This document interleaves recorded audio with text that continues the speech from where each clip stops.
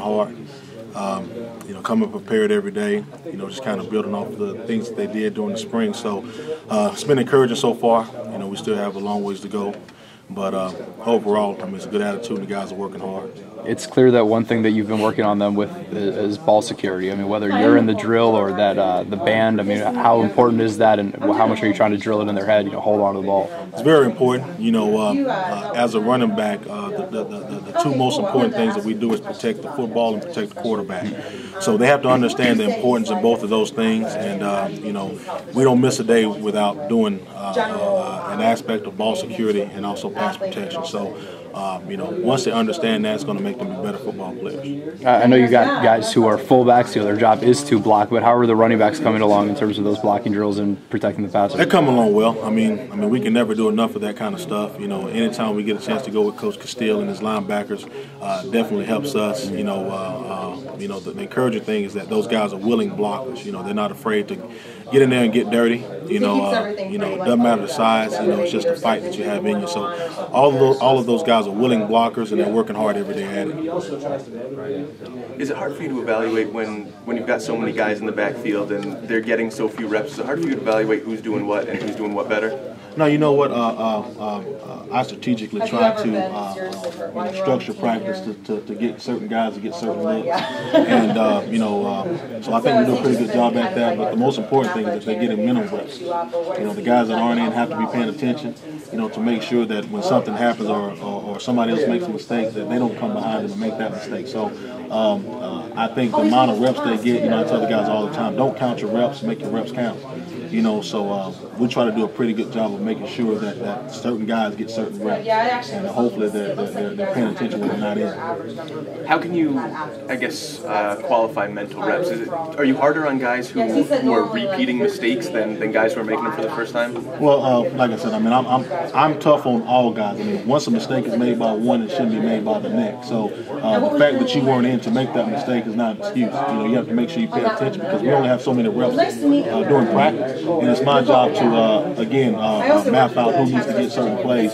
So hopefully we cut down on those mistakes by you just paying attention throughout the whole practice. Because you were obviously excited about getting Dustin Garrison and Andrew Bowie on the field, and it seems like Coach Holgerson at least agrees with that excitement after a week. What are your initial impressions of that? Well, I'll tell you what, the best coaching tool that we have is our competition. The addition of Bernard this spring was good. It brought some intensity and some competitiveness to the group, and also having these new guys come here the last 2 months have been really good. From a learning standpoint, from the things that went on throughout the summer. Those guys are working hard, and even now, those guys coming in and wanting to learn and wanting to be a part of the offense right now has helped push the older guys to pay attention and become better football players. So those guys bring an intensity to the group, and makes it very competitive. I know that after the spring game you said that if somebody's better in third down situations or whatever, you'll find a spot for everybody. But at what point does that, to what extent does that go? Yeah. How many guys? Well, there are 2 or 3 more weeks where everybody's getting a chance to show what they can do. But the guys understand that we can't play everyone, So right now, every day is an audition, So we have to go out and prove that they're good at certain things in the offense. And as a coaching staff, we'll sit down and figure out who does what the best. And those are the guys we'll focus on a week-to-week basis. But right now, it's still open. Everyone's competing and working hard. So it's good as a position coach to have guys competing that hard, trying to show how they can fit in this offense.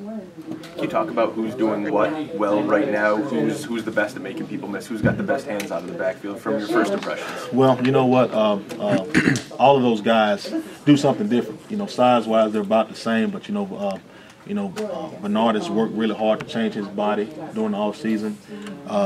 Garrison and Bowie are guys that just got here, but both of those guys are very quick twitch, very smooth and fluid out of the backfield catching the ball.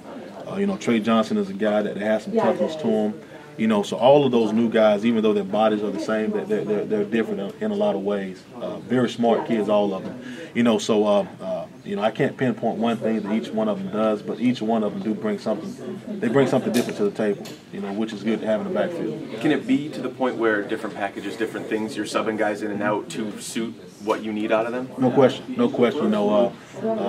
Last year at Oklahoma State, we had a freshman that did a lot of things that Kendall Hunter couldn't do, and as the season went on, that was his package. You know, so you know, Coach Holgorsen, you know, myself, we'll sit down and we'll figure out who does what the best, and that'll be that guy's niche in this offense. You know, but right now it's still open, and all of the guys really can do what we require of them to do in this offense. So hopefully the next 2 or 3 weeks, someone will step out and just take leadership and hold of what they can be in this offense.